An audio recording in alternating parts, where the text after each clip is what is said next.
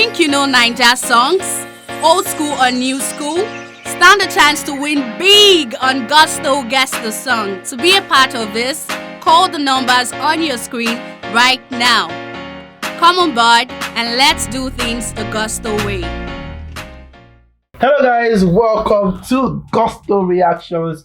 Once again, thank you so much for always liking, sharing, subscribing, of course, telling your friends about what we do right at Gusto TV. We love you. We appreciate every one of you. Big Lala is in the building today. And of course, we've got the chairman himself in the building today. M.I Abaga is right up today. When you think M.I Abaga, what's the first thing that comes to your head? And what's the biggest, most memorable thing about M.I that you have?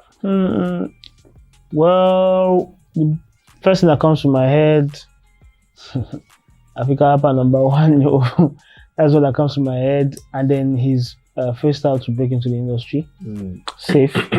It was a very nice moment for hip hop in Nigeria, and me as a young boy, it was something I really liked growing up. So those are then his biggest song for me, or his biggest moment for me, or my biggest moment of him. Memorable, yes. My most memorable moment of M.I is, I think, when I saw him for the first time. They came for a concert and I was part of the media crew, interviews and blah blah blah. Waiting bust my head. I think I shot. I know I shot.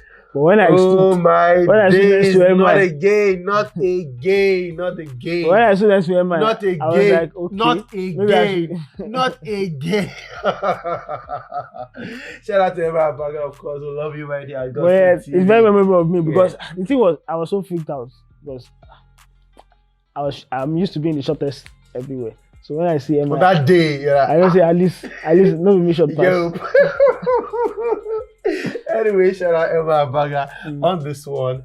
Now, in talking about projects, talking about being a legend and everything, M.I has done really well for himself. I still have the CD. This one, you have this CD, right? I got the CD imported to me. I still have the physical copy of this CD. I need to go back to Apple Music to listen to or Spotify or whatever, to listen to this album all over again. This amazing album. Then there was the MI2 as well. Yeah. Super fantastic, album as well. And a couple of other albums. There was this MI2 right here, the Chairman, yes, of course, the Chairman album as well. And M.I Lala, Illegal Music, MI1, MI2, Chairman and everything. He's done a total of 10 projects. Wow. 10 projects for one human being. And of course, he's saying, I think I'm done. When was this? Just some days. Chocolate City posted it. Okay. Said, I think I'm done. And he went further, and said, anyone with those sweet, now go manager like that. Another one, he said, thank you guys for the kind messages. Project 11 is on the way.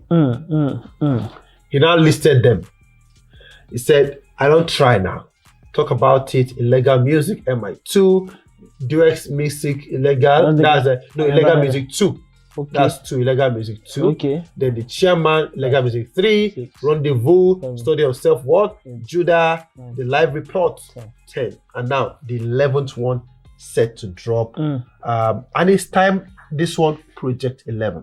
That's the title of the album. Yeah. So, M.I, in terms of his cultural, impact, his influence on the music, not just let's even leave hip hop, the music scene in Nigeria. How do you rate his influence and contributions? Right from contribution A1, like in terms of contributing to the growth of hip hop and perhaps let's just Nigerian music as a whole. Can't forget Wizkid. Yeah, if you're going to say Wizkid controls the Afrobeats era, M.I was very instrumental in that hip hop space. He came at a time where all Nigerians used to know was a Mode 9 or any of these other SWAT roots or them Neto C and kind of. He came. It wasn't even a Lagos based, and we know that hip hop lived in Lagos and what's the name of these other states? Okay, I don't remember, but that's what everyone thought until he came around from Jos, and then he kind of like dominated from his early got a lot of people talking, had his own fair share of beefs here and there, but he stayed consistent in his early years. He kind of like outwitted the other guys who were doing the kind of rap that one would call real or original rap. But he was able to fuse that real or original rap with some African finesse to it. I was able to give us very good projects in Chairman, in MI1, MI2, and even Illegal Music. That project, even though it was a free project because it had a lot of samples and everything, it was still till date one of the best. I mean, hip hop projects. Mixtape that you get. Those days, mixtape used to be a thing. Right now, people don't even make mixtape again. This guy went through the whole process as a rapper, and at the point where everybody was now switching from rapping to singing, he also had his own fair share of singing.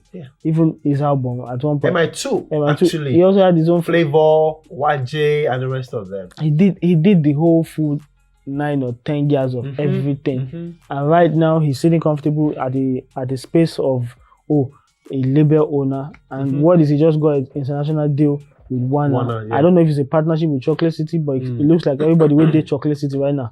Now Warner then they. So with all this cryptic message and everything that I think I'm done. I don't know if he's just playing gimmicks or he's just trying to, but maybe he's truly done. But if truly he's done, he don't try. 11 project is no joke. I was even thinking maybe he said he's done with the album right now that you guys have been holding him for. Oh, okay. People have been asking him for the album. Too. So he said, I think I'm done. No sweet now go manager. I don't finish with this album. So it's not in my hands anymore. You guys should tell Audu or tell AQ or anybody in charge, Abuchi, and rest of them to release this album. I don't try. 11 project for M.I Abaga. That is really phenomenal, and you just have to give him his flowers. Yes, you have to give him flowers. How many rappers have that much? Well, Black Boss can claim he has a lot of all these projects, but it's one thing to have this project. It's another one thing to get quality. Not even quality, that is well known. Get commercial success with them. M.I is like a, what's it called? Is a pointer to any rapper out there that thinks, so I want to make music and I want to be a rapper and be successful with them. I was going on Twitter the other day, and some people actually were still talking about how they listen to illegal music. One, some people say, I listened to illegal music 2 yesterday. Another person say, illegal music 3. You guys know it's even better than, like, a lot of debate about which is even better. People love M.I, even M.I1, M.I2. In terms of what he has done, M.I can be rated as one guy, and we can't forget in a hurry, if you go spend money, I'm gonna show up. What are you trying to say with that? No. Of course. In terms of giving a platform as well, he gave Wizkid that. Yes, I totally agree. He gave Wizkid that. So we can as well say, even for the Afropop scene as well. M.I, what people are doing to for example, first time I heard of Oxlade, I don't think it was his personal song. He did a hook for Black Bones. I don't say I'm comparing Black Bones to, but it's that kind of effect.